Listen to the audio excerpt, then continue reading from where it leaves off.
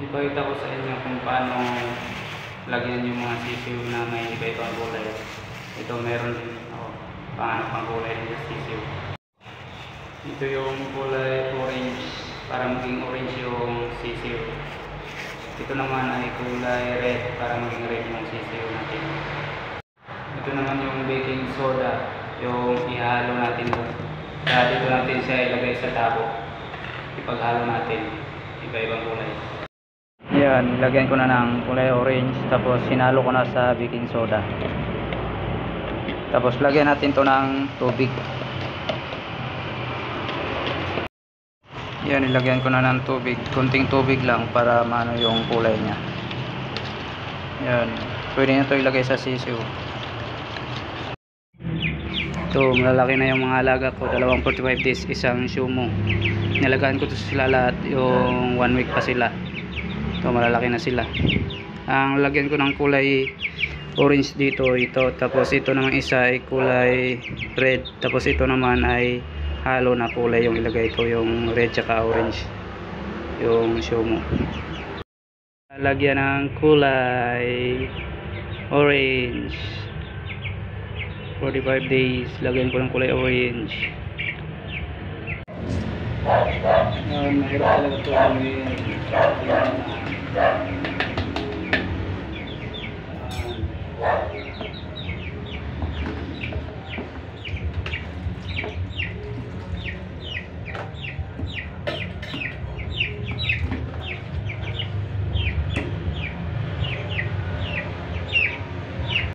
So tingnan natin yung kinulayan natin na 45 days isa. Yan, naging orange na. Hintayin na lang natin pag matuyo yan. Ito na yung kulay red.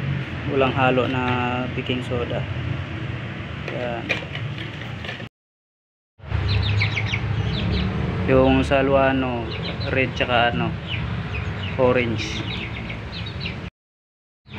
Yan, may kulay na. Yung isa orange, yung sa 45 days, tsaka yung sa isang 45 days naman red. Ito na sila, natuyo na yung balahibo nila. Kulay orange yung isa pula, naging pink, di masyado pula. Tapos yung isa hindi tumalab yung food color sa kulay niya kasi kasi yun sa 45 days na dalawa tumalab yung kulay. Ayan, orange saka yung naging pink yung kulay pula.